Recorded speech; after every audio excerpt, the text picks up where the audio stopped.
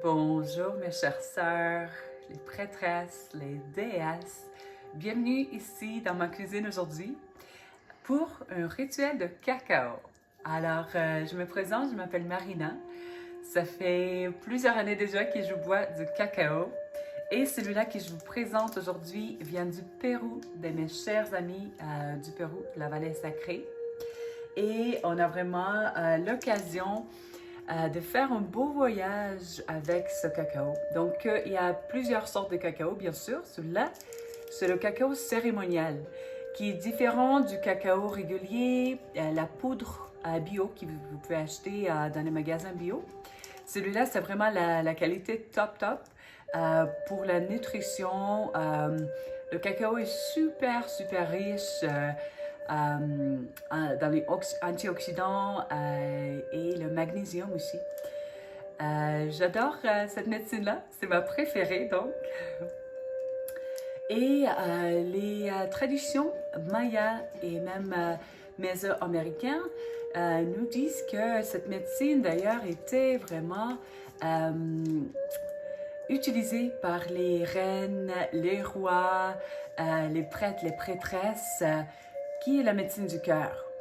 C'était aussi la médecine d'abondance. C'était la monnaie, la première monnaie d'ailleurs, qu'on utilisait pour l'échange de biens. Alors, boire du cacao était vraiment une cérémonie luxueuse pour les rois et les reines. Alors, je vous invite ici avec moi aujourd'hui. Et donc, vous avez ici du cacao. À peu près, vous avez besoin de une once par coupe, pour servir. Je vous invite probablement de déjà faire probablement la moitié de votre bloc parce que vous pouvez garder le cacao avec vous pendant à peu près une semaine, même plus. Ça pourrait aller jusqu'à 10 jours. Alors, il est vraiment chouette. Donc ça, c'est pour le cacao. Mais je vous invite ici de regarder les épices ici avec moi. Pour les épices, vous pouvez avoir du miel ou bien sûr du sirop d'érable.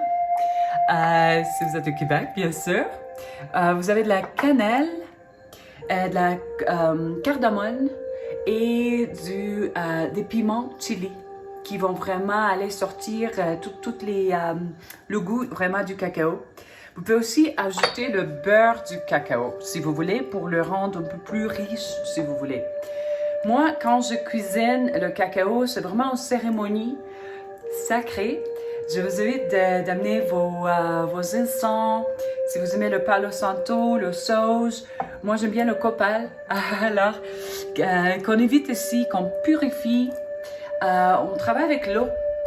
L'eau, comme on le sait, elle conduit beaucoup les messages, les intentions. Alors, prenez le temps de vous connecter avec le cacao déjà. Prenez le temps de le déguster, de le sentir, de connecter avec votre cœur, votre intention. Qu'est-ce qui est présent pour vous? Le cacao peut guérir, le cacao peut ouvrir les portes du cœur pour vous amener dans ce voyage des portes. Il y a 4 portes, comme les 4 directions, il y a les 4 portes du cœur. Alors on peut aussi faire une quête dans le cœur et voir c'est quoi les prochains pas pour nous, si on a besoin de sagesse, de la clarté, du courage quelque part. On peut aller avec cette intention-là dans le cœur.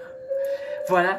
Alors, prenez le temps de faire vraiment l'alchimie dans votre cuisine. Si vous aimez quelques autres épices comme le nutmeg, du sel aussi, ça va super bien avec le cacao. Quelque chose qui a des fleurs ou l'essence, plus les superfoods un peu, si vous voulez, comme le maca. Vous pouvez les ajouter aussi. Donc, je vous invite vraiment de jouer et de sortir votre alchimiste ici dans cette série. Alors ici, on va commencer par justement trancher le cacao qui se fait super simplement avec un couteau.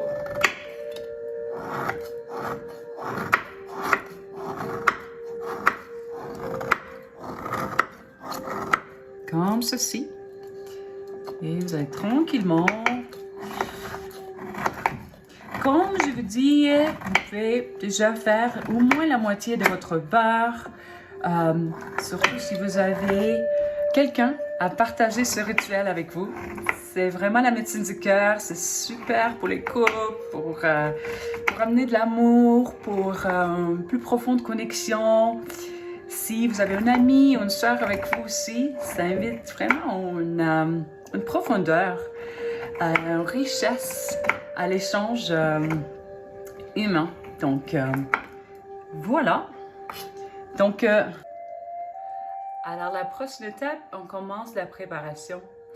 On va mettre le feu vraiment très très bas pour justement préserver toutes les propriétés de nutrition. On va commencer par faire une pâte. Donc, vous ne mettez pas beaucoup d'eau pour commencer. Vous mettez un petit peu d'eau et ça va aller comme... On va le mijoter un petit peu. Donc, on rajoute notre cacao.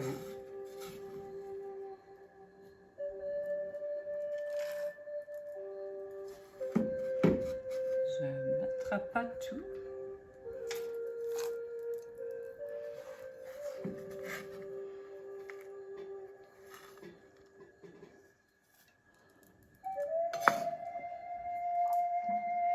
Et c'est ici qu'on commence vraiment le rituel avec les intentions, avec votre belle énergie, les plus belles intentions dans votre cuisine qui vous chuchotez à cette eau quand vous le mélangez. Donc, on va aller pour une pâte. Ce cacao, on est vraiment chanceux, il est vraiment, la qualité est superbe. Il se mélange très très bien. Ouais. Alors ici, nous sommes dans une autre partie de la cérémonie de votre alchimie. Donc, on rajoute les épices.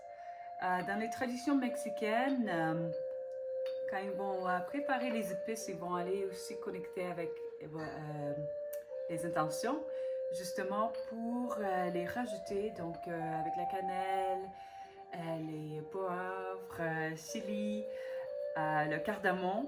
Quand on va aller les mixer ensemble vraiment bien avant de les rajouter, on va aussi se connecter avec l'intention.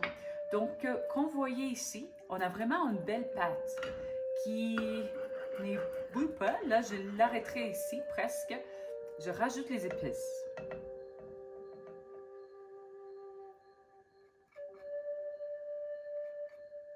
Je continue à mélanger.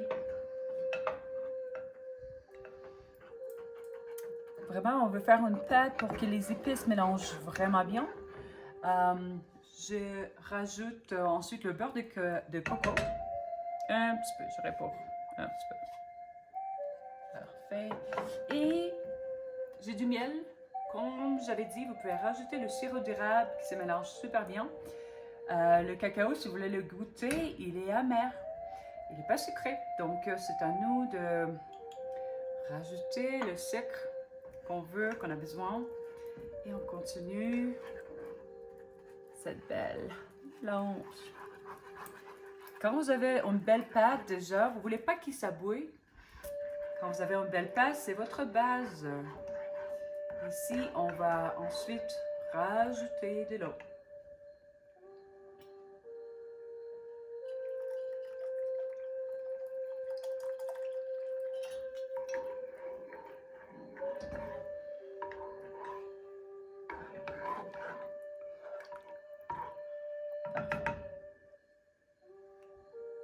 Je rajouterai un petit peu de sel parce que le sel ressort justement tous les goûts du cacao.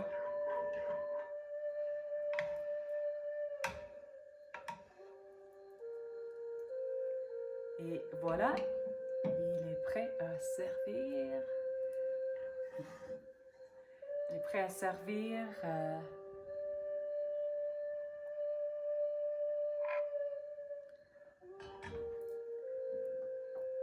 Comme je dis, il peut rester jusqu'à 10 jours dans votre frigo. Si vous voulez lui rendre un peu plus crémeux, vous pouvez aussi rajouter lait d'amande, lait de cacao, lait de coco. Et voilà. Salut.